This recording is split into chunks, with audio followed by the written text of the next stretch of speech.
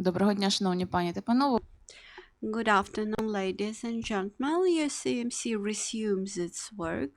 Thank you for joining us for this event, both here in the room and online. Today, our press briefing is devoted to the presentation of the review of Ukrainian Crisis Media Center, which was called Russian Disinformation about Belarus, main topics and narrative. This is the survey which analyzes the main narratives in Russian television about Belarus in 2020 during the elections and democratic processes inside the country. That survey was developed in cooperation with the Estonian Center for International Development, and we have very experienced experts today. We have Mr. Raul, Rebane, expert in communication of the Estonian Center for International Development. We also have Ms. Oleksandra Tsekhanovska, leader of the Hybrid Threats Analysis Group from UCMC. And later on, Mr. Butkevych, coordinator of the Without Borders project and media expert, will join us. First of all, I would like to give the floor to Mr. Raul Rebane, who would describe the project in more detail and share his impressions on the survey.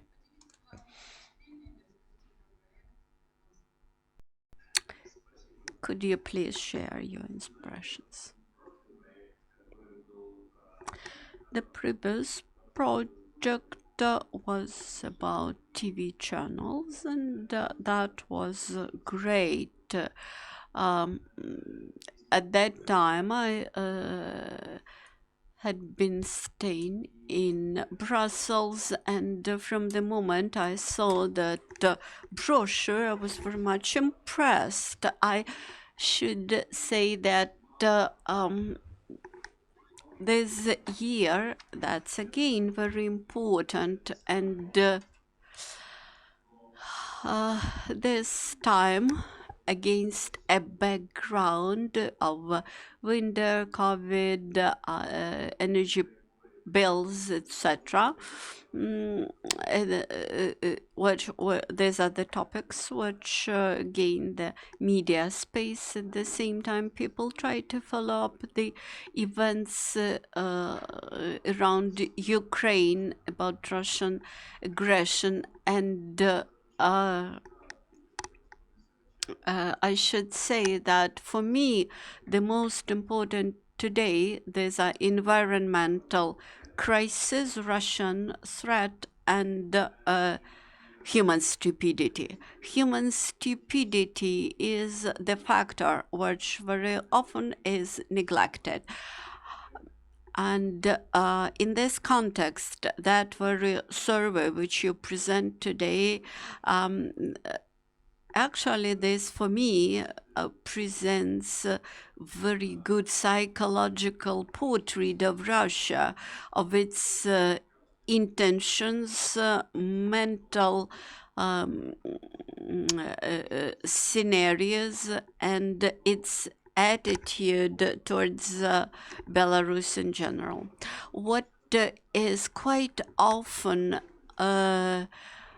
unfamiliar to the Western states, this is the huge importance of Russian television for the population above 60 years of age in Russia. They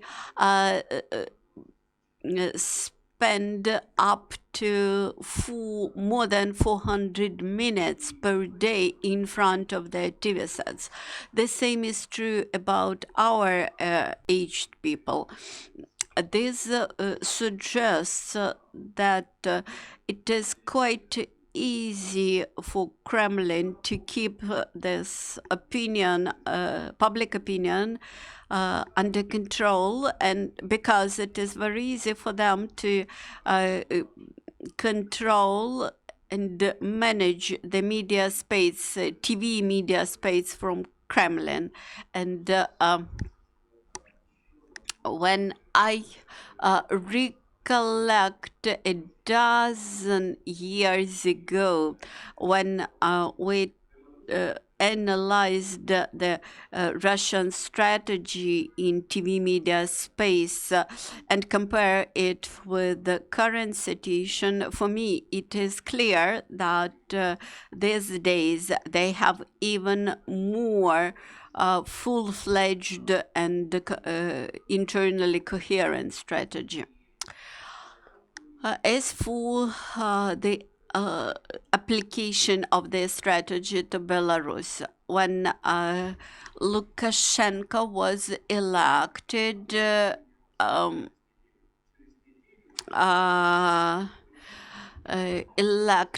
and those elections were not recognized by broad public, even those people who had moderate attitude towards elections, they expressed their criticism over the elections. But in a week, the same people were absolutely happy with that elections, and thus as like a result of the strategy, media strategy, applied media strategy in action. Actually, your survey is actually a manual about describing how to implement the strategic manipulations towards, for example, neighboring friendly countries like with Russia and Belarus. Actually, this is a good instruction how to win the media space and how to impose control over the neighbors' media space.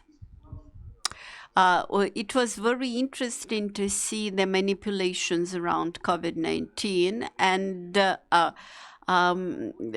you presented quite interesting spotlight over this piece of manipulations, and what is also very interesting about elections of the Belarus president, that during a month there was very intensive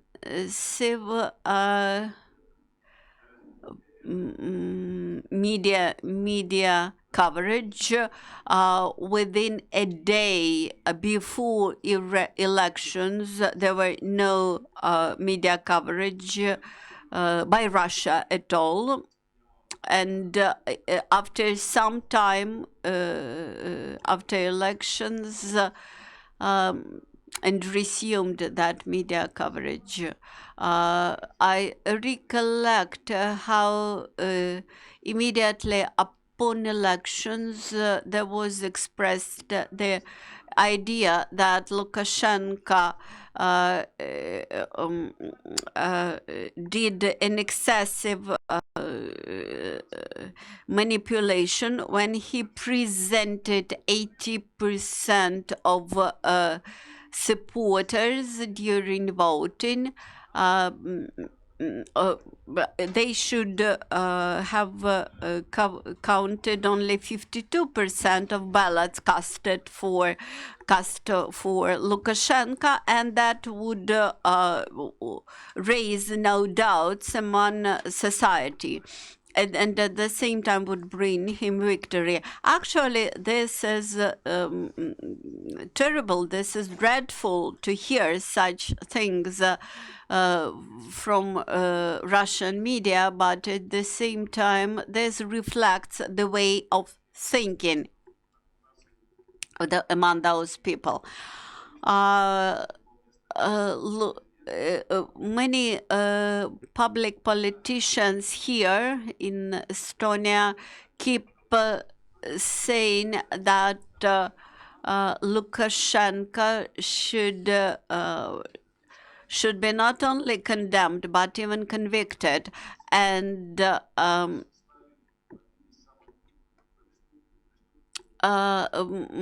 even 52% support after elections would be too much for him. The same is perhaps true about different attitudes, different angles, how we look at such figures, such historical figure as Stalin. For us, he is a terrible dictator and who did a lot of atrocities. At the same time, for many people in Russia, he is interpreted as a good manager.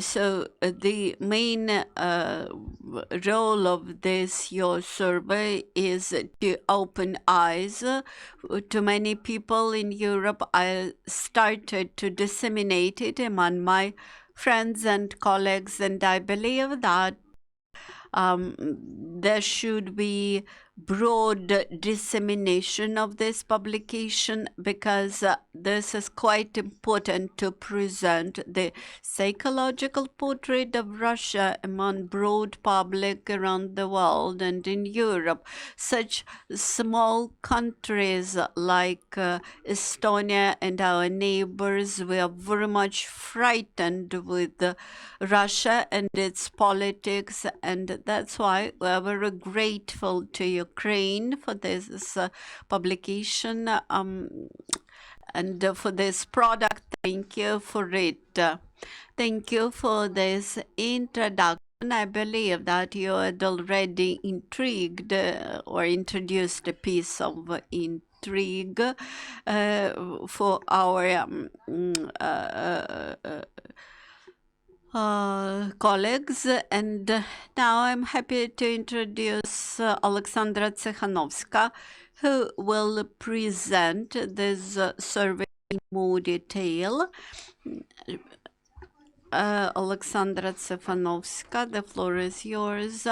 Thank you for this opportunity. While we are waiting for my presentation, I would like to share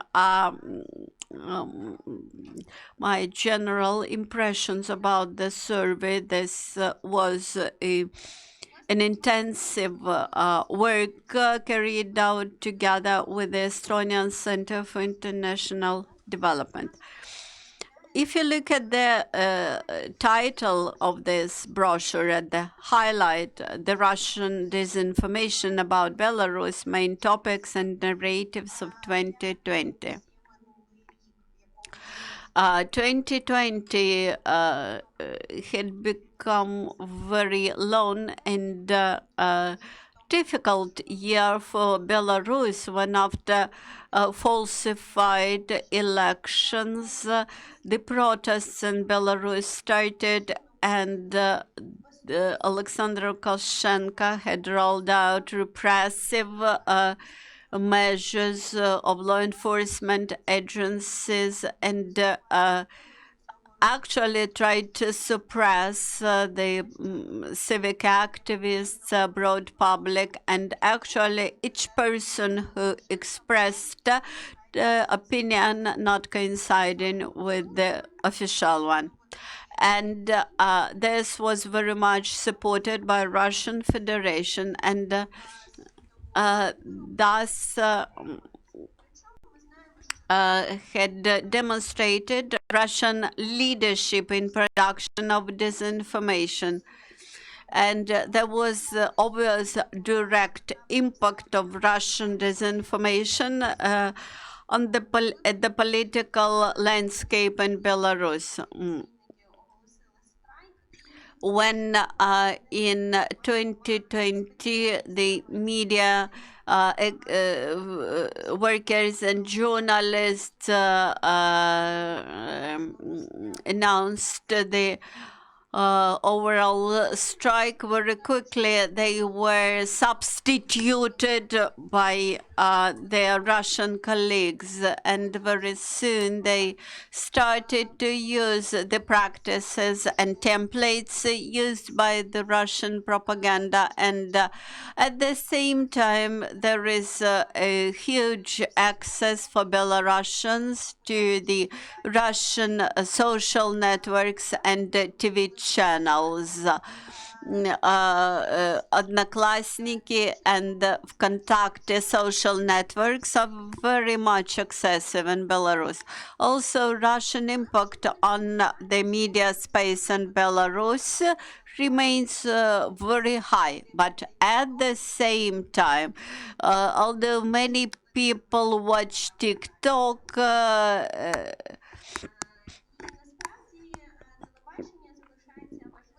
etc. And nevertheless, a huge audience watches TV. At the same time, I would like to start from the methodology.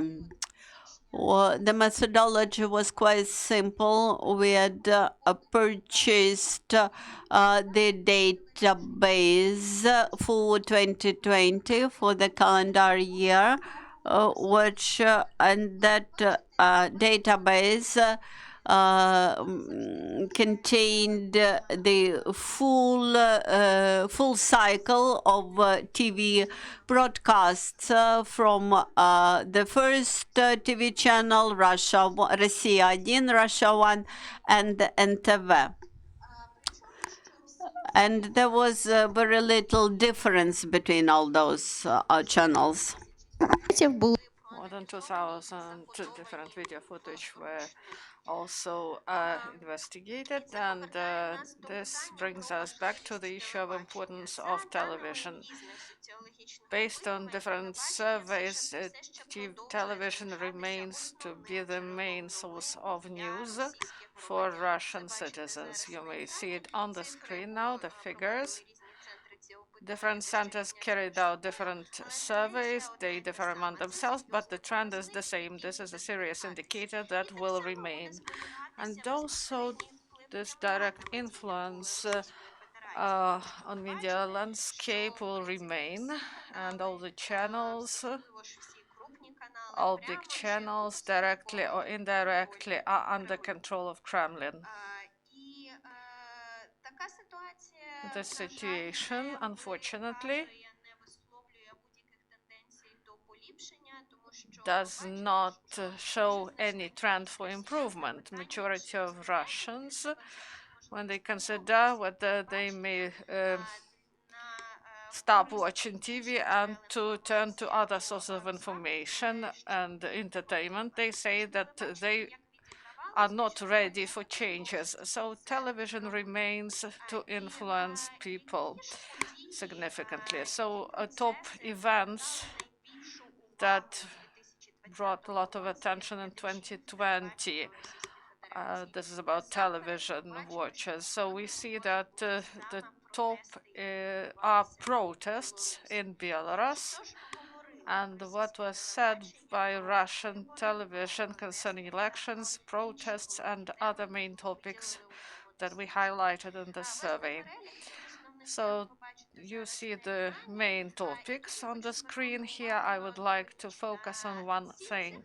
All these figures are absolute figures. We remember that the data is gathered throughout the year, and the topic, the main topic is about relations between Russia and Belarus. The next topic is protests, but the protests, as we remember, they were started in August, so we understand that protests were the main and the most interesting topic, in fact.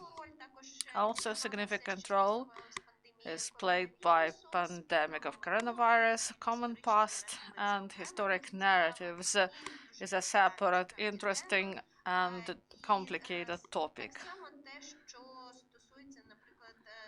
The same about detention of representatives of the Wagner military group.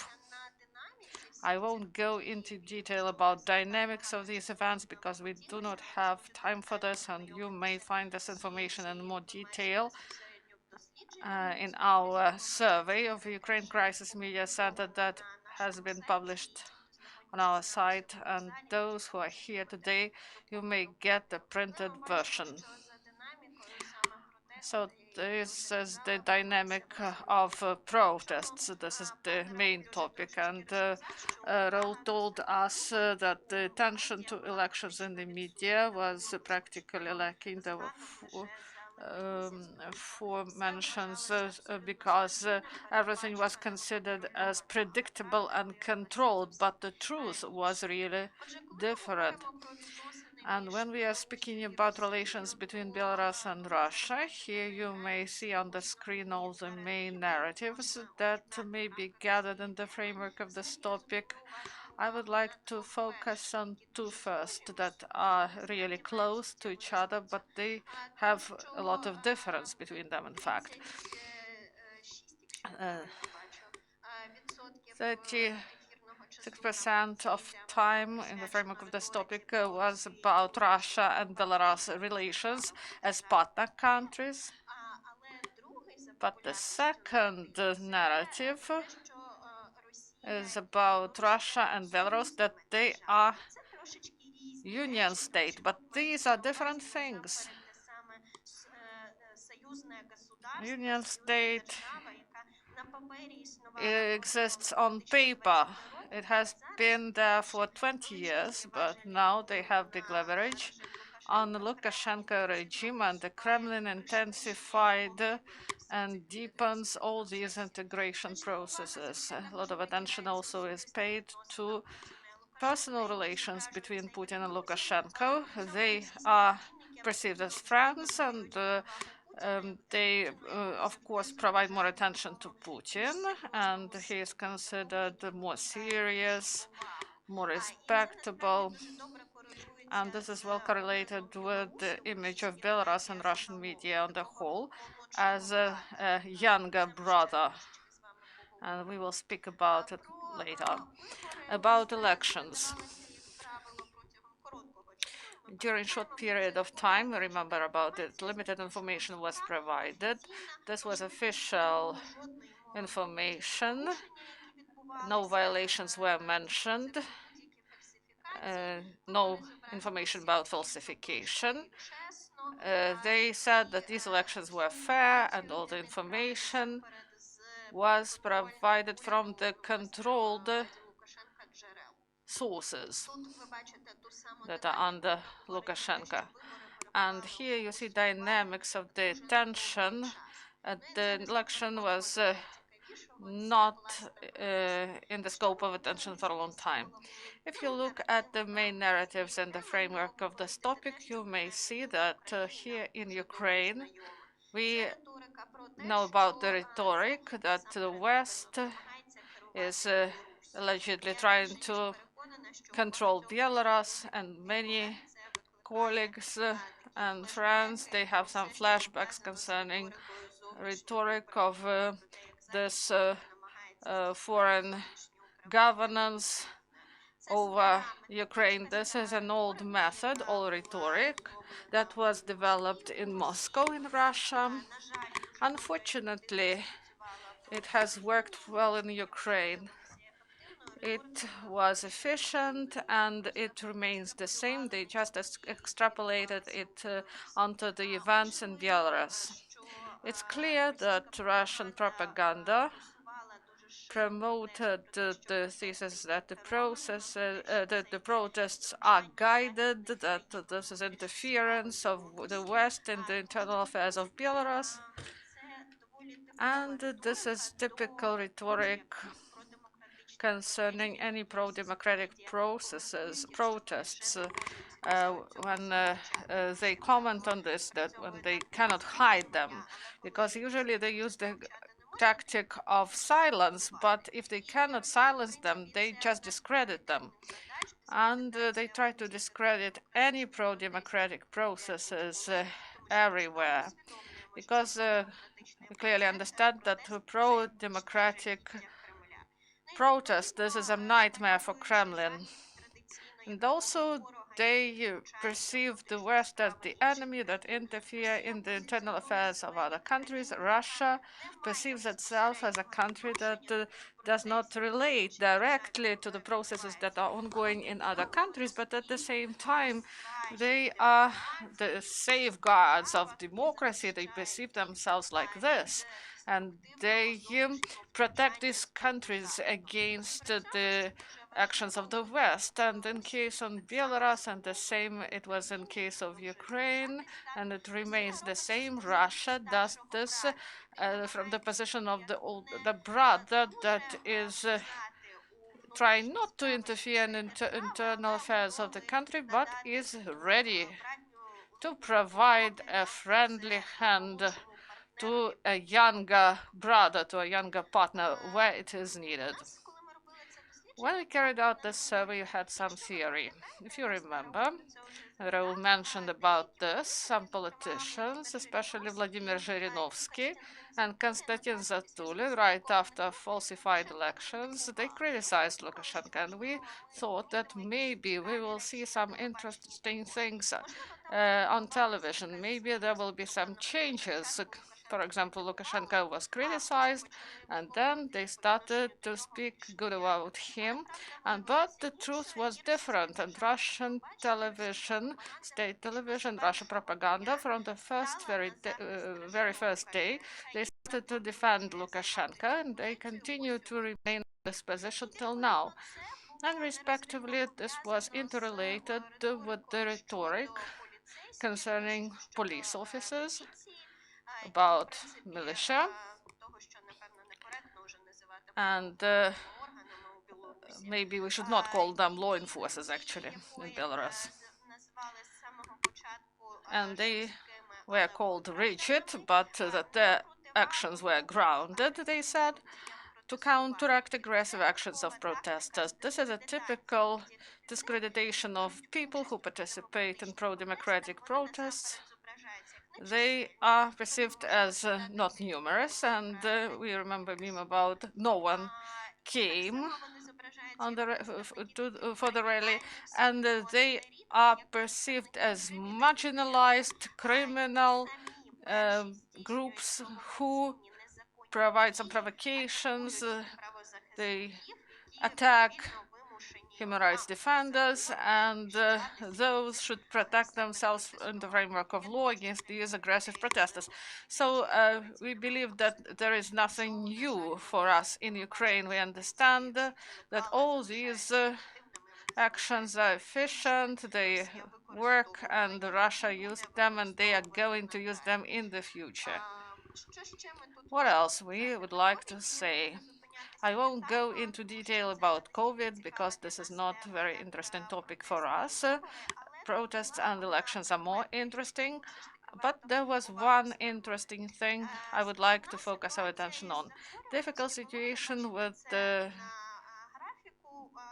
pandemic in spring, and there Russian media actively criticized Lukashenko and the power of Belarus, that they are inefficient with pandemic. In reality, actions of Lukashenko's government that were not made, or they were inefficient, but Russian media and Russian politicians, they had a critical position, taking into account the domestic affairs. They wanted to show that their situation in Russia is better in comparison with the neighbors, to say, look, what situation they have, but Putin is great, and we may deal with the situation in the right way.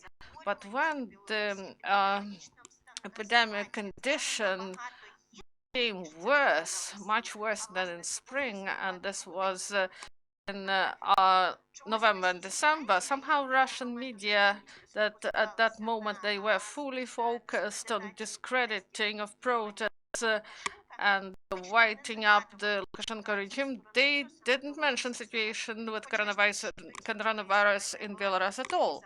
And the situation was not threatening before, and they criticized the power. And also Wagner detention. This is an interesting narrative. This is an interesting topic, and we have the three main narratives in this. You see that the majority of these narratives were dedicated that these are the operations of foreign states. And maybe after press conferences, we cannot understand all the details of this operation, but we understand that this operation happened. And what is of interest here is that this special operation was depicted as attempt of the West and the puppets of the West.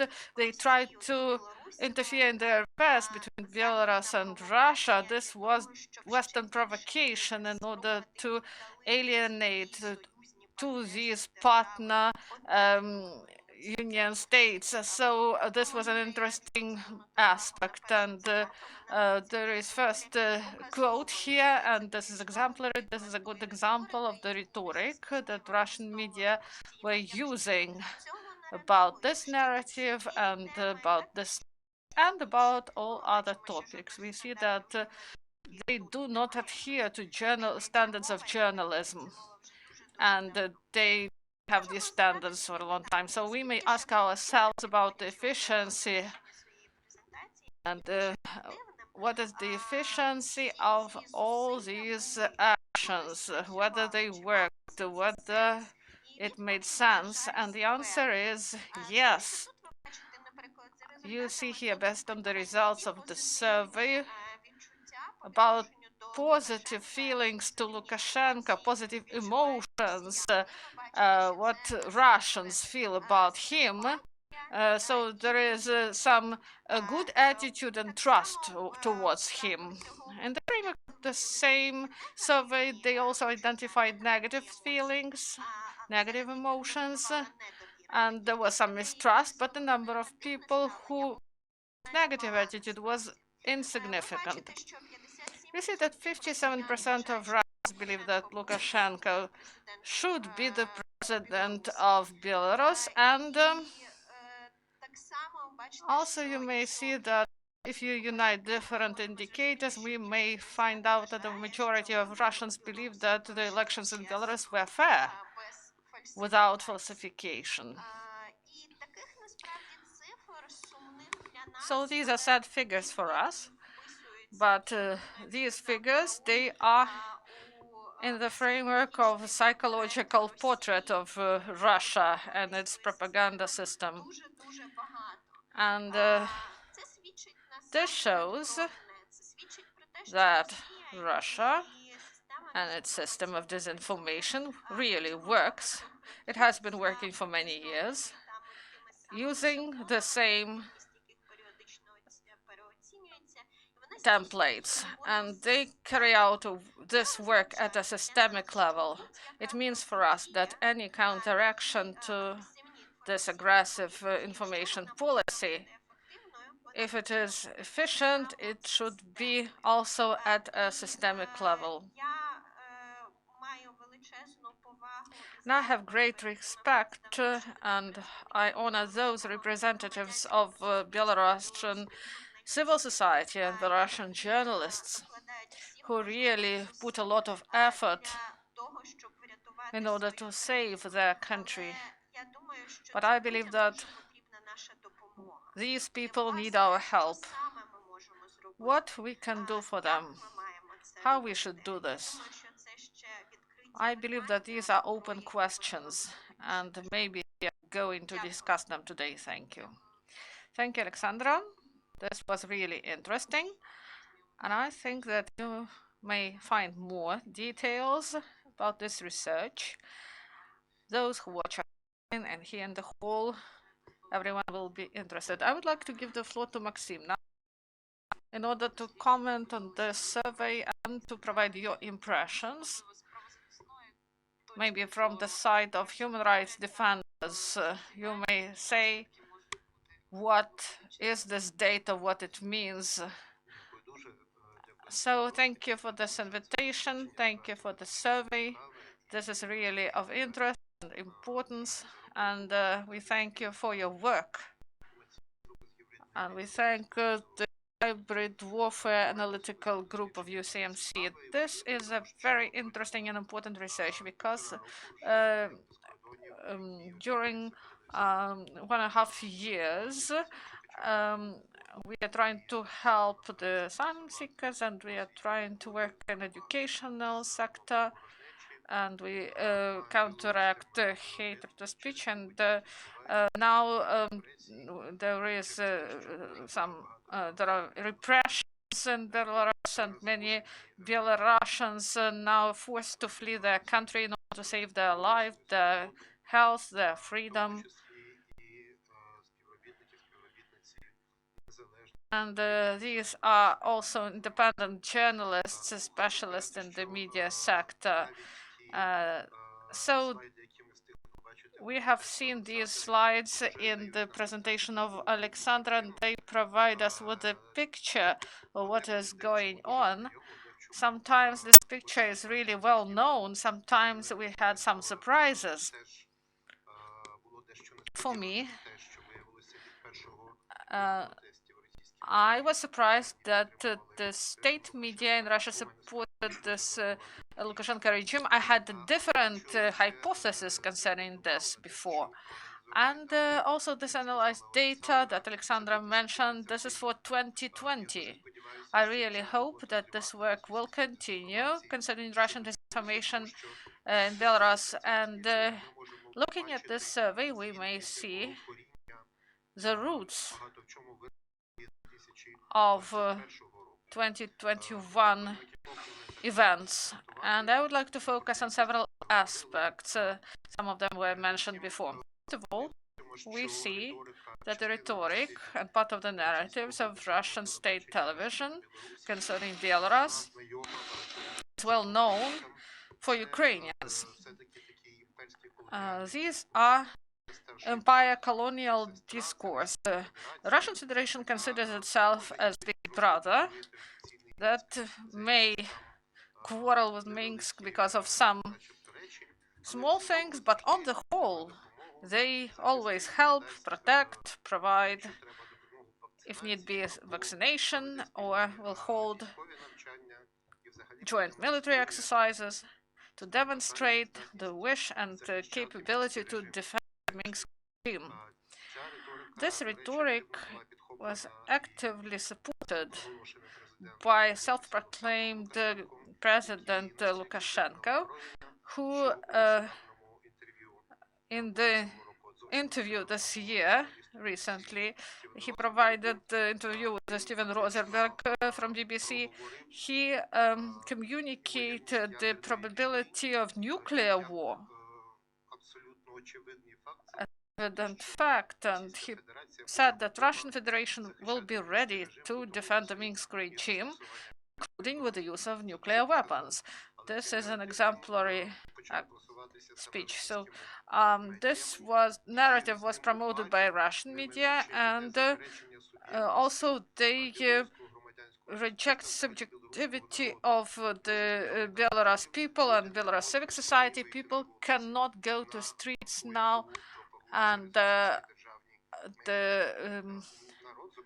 people of Belarus they say in the media that they are not capable to self-organize, and they say that the collective West and foreign enemies of Russia, they organize all these actions in these states, in these partner countries, and that these regimes, they common enemies. So they reject the agency of these countries, and we know very well how they do it.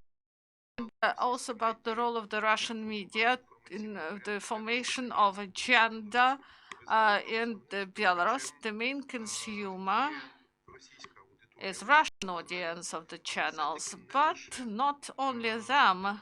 The audience of Belarus in the Belarus country, they are also consumers of Russian TV channels, and they are perceived as the source of news. And as it was mentioned before, they supplied specialists to replace Belarusian journalists who went on strike. So there was a team of propagandist specialists. So they were sent to television. They provided consultations to newspapers that support Lukashenko, and they significantly formed these narratives of Belarusian official mass media outlets. So we are speaking not only about Russian disinformation concerning Belarus that takes into account Russian market, but also they work in Belarus market. And these events of 2020, they are important in the context of 2021. Why I said that? Because without this modeling of the official media in Belarus and the Russian side provided templates for propaganda for Belarus media. And we see now that this propaganda is ongoing at the state Belarus television, and I won't mention their names, specialists know their names, and they use templates of Kiselov, Simonyan, and others. And starting autumn 2020, we see the process that is ongoing in 2021, the attempt to ruin completely independent Belarus media in order to get rid of these independent media. And the media organizations, some organizations were ruined last year and this year.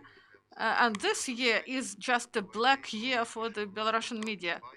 To buy portal and many outlets, both printed and online media, and Telegram channels, and they were declared as extremist channels. And independent media in Belarus extremists, and they are trying to get rid of the dissident views, and Belarusians who do not use VPN or they do not want to try to get to these independent media platforms, these Belarusians, they remain one-on-one with Russian television propaganda and also state Belarus media outlets that work in accordance with the guidelines of TV channels from Russia. So this is very important. And also, as it was noted in the survey, 2021, Belarus dropped even lower than the Russian Federation in the world ranking of the freedom of speech. 158th place. So this is the result of the common actions of Russian and Belarus regime. Also, I would like to emphasize one detail. Unfortunately, or without evaluations, we should not look at the Russian TV policy towards Belarus as a separate one without connection to the overall state policy by Russian Federation. When we recollect an interview by Marianella Simonyan and Lukashenko, and she asked why the behavior of Belarus law enforcement officers were so cruel to the Russian journalists during protests. Lukashenko suggested, let us turn over this page, and Marietta immediately agreed with him. Let us turn over. And actually, this shows that she did not value very much the reputation and lives of her employees. Then a sportsman who was repatriated to Russia, to Belarus from Russia. The sportsman who tried to find an asylum in Russia, and this again shows that Russia believes that the agreements between and treaties between these two countries, Russia and Belarus, are valued more by Russian Federation than the practice and the case law of the European Court on Human Rights. Also, we have clearly observed how partially the public administration of Russian Federation has partially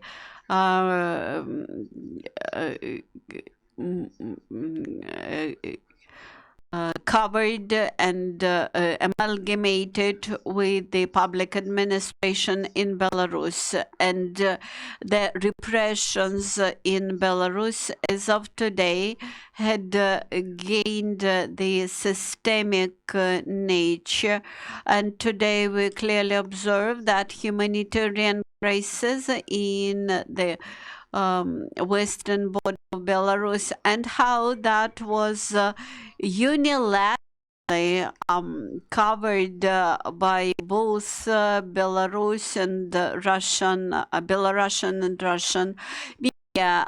Actually, this would be more substantial material for analysis, unless it won't be such an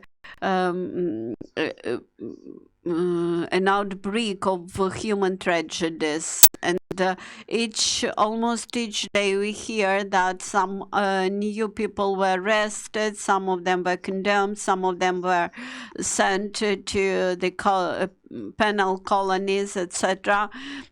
And they should perceived not just like simple news, but like tragedies of those people, and we should stand firm trying to help those people who are desperate to stand for their freedom in Belarus and have to escape the country,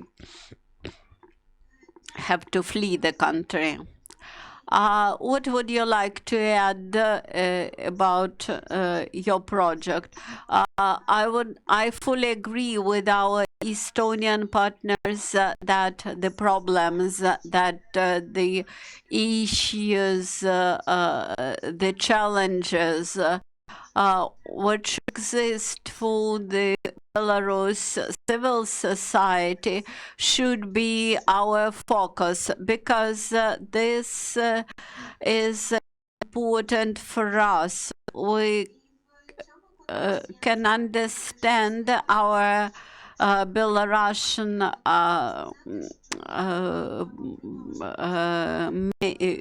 countermeasures quite well, and I hope that we will continue this project and analyze the mass media agenda in 2021. Of course, we will follow up all the trends that we observed, and as Maksym mentioned, which remained bright, the direct impact of the Russian politicum on the Belarus media space. And thank you very much. Now we have Q&A session. Thank you. Thank you. That huge work that was carried out. I have several actual questions. What was the most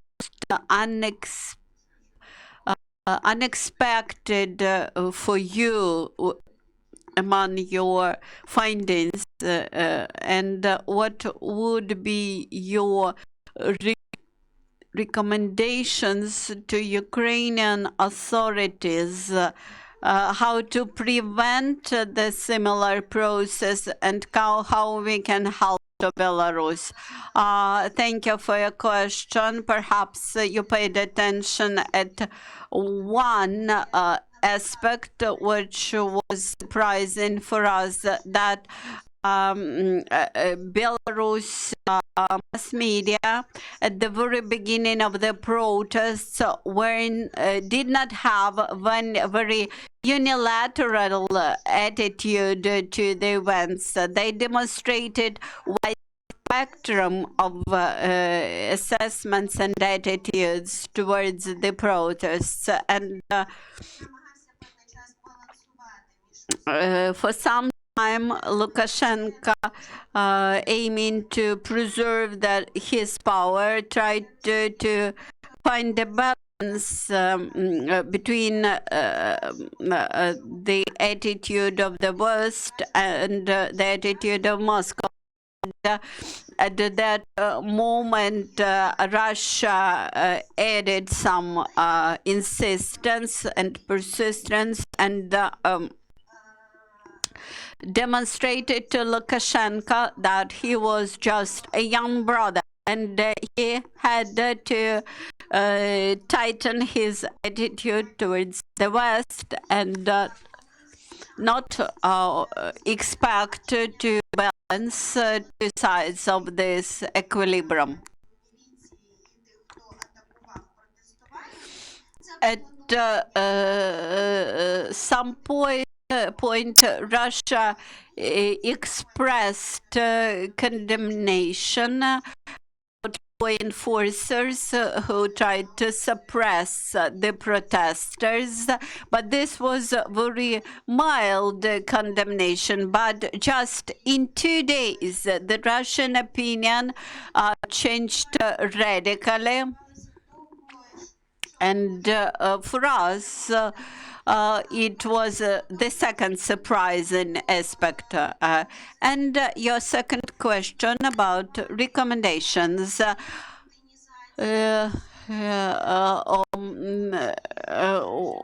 We should not allow that the escalation of force, of repressions, violence should not become a business as usual for our authorities, in terms that this attitude should not be tolerated. We try to take the Crimean topic in the center of public attention, and the same is true, and the same may work for the Belarus, for the topics about Belarus, to keep attention of broad public on what's going on in Belarus. I would like to add to the answer to the second question, what Ukraine could do jointly with Belarus journalists and media workers who stand for freedom in their native country. First of all,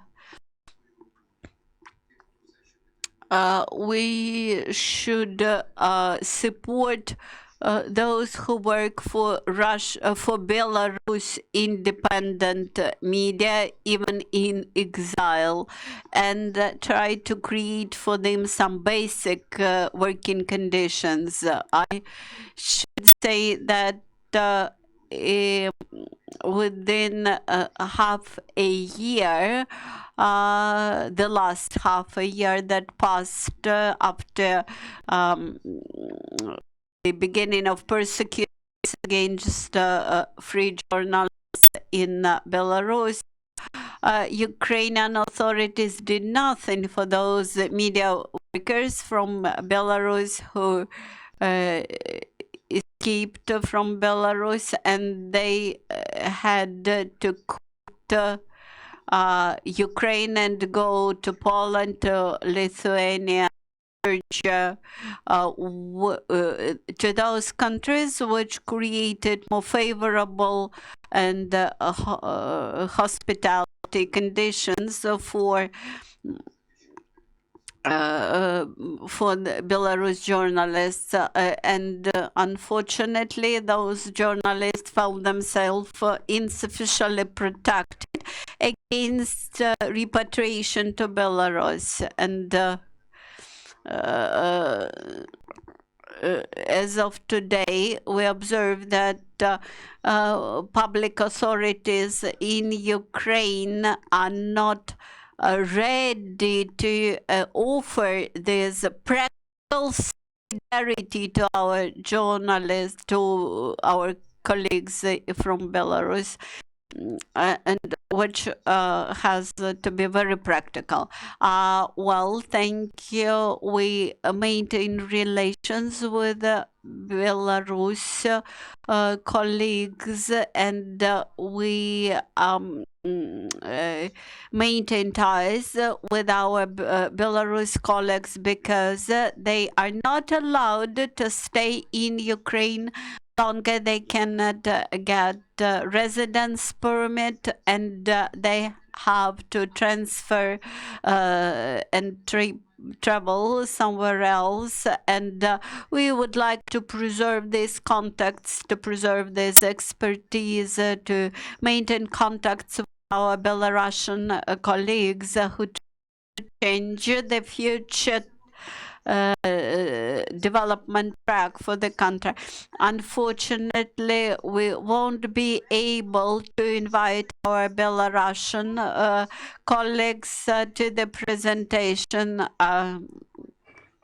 and we failed to do this because their period of legal stay in Ukraine is over, and they had to quit the country. And my question, you surveyed 3 major TV channels on Russia, and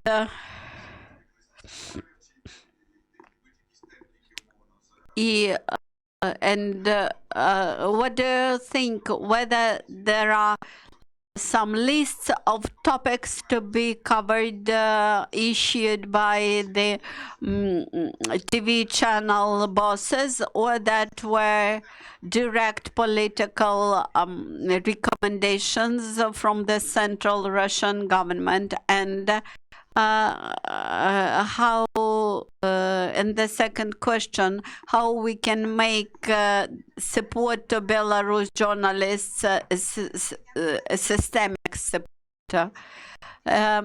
So answering your first question, how do the propaganda machine work? How does the propaganda machine of Russian Federation work? I believe that the real answer to this could be done only by the representatives of Russian Federation, while our sources of information does not suggest that we can decide or produce opinion how this is done. What we can say that this is a very much centralized system, that some representatives of authorities, they invite mass media, publications, also diplomats and the Ministry of Defense, bureaucrats, and they develop a sort of one voice policy, how to cover all those events. I believe that after all those years of authoritarian rule, the censorship is quite strong, and I do not think that Russian propagandists require big scope of instructions, in the big number of instructions how to act. And the second question about systemic response. Systemic response should involve different actors. And those different actors should act in unison, in accordance with what we want to achieve. And this should be, again, a systemic approach, beginning with Ukrainian authorities. When our Belarusian colleagues flee to Ukraine to preserve their lives, freedom, and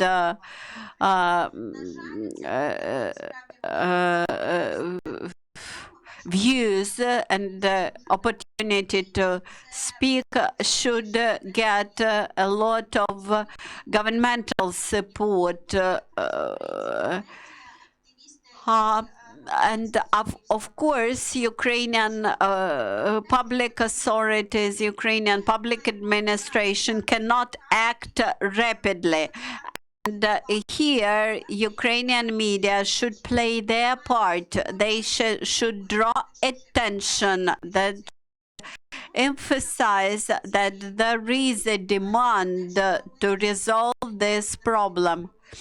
We had to learn how to do this lobbying in the interest of our Belarus commons. And I would also ask several questions from our social media. What was the role of historic narratives in the narrative propagandization taken by Lukashenko, and what was the role of Russia in that historic narrative? Could you please show my presentation once again? While my colleagues are preparing presentation, I would like to remind you that historic narratives in general play a huge role in the Kremlin propaganda, and those historic narratives are very about Belarus is very similar to the historic narratives disseminated by Kremlin about Ukraine. For example, they present Russian, Belarusian language as a Russian language spoiled with Belarusian dialect. Another example, the victory over Nazism and liberation of Belarus from Nazis is presented in the way that it was Russia who liberated its younger brother from Nazi occupants. And thus Belarusians have to be eternally grateful to Russia for this liberation. And at the same time, Russia does not mention that huge losses, human lives that were carried out by Belarus in the years of the Second World War. They actually deprived Belarus from the subject of history, that Belarus is presented as it paid no cost in the Second World War. Actually, this sounds very familiar for Ukrainian ear, and we learn how to counteract to these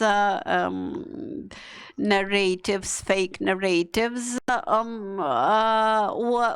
are your summarizing remarks? I encourage you to take a hard copy of our publication and look it through, and later on this publication will be posted on website, not only in Ukrainian and English versions, but also in Belarusian and Russian languages, and we also will continue to publish information backing up this survey.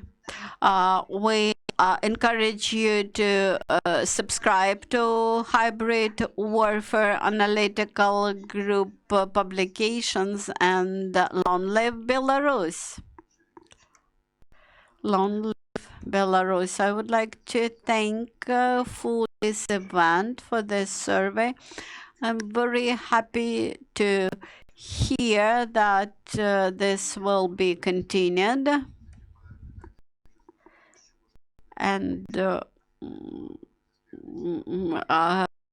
I'm very much pleased with your question. What we can do?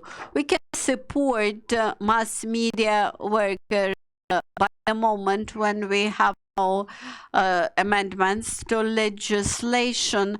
You may follow Belarus media online, like Zerkalo.io, and radio broadcasts, and Telegram TV channels. And this is quality journalism, and thus you may get a lot of information from independent Belarus sources. Those who would like to keep an eye on the situation in Belarus can find a lot of useful sources. You may establish contacts with our Belarus colleagues and work with them directly, and commission coverage of Belarus events on permanent basis. I believe this is the best way to support each other and to follow up and to analyze the situation, just like the hybrid warfare and analytical group is doing. Thank you. I encourage you once again to look at this survey and follow us on social media. Thank you. Bye.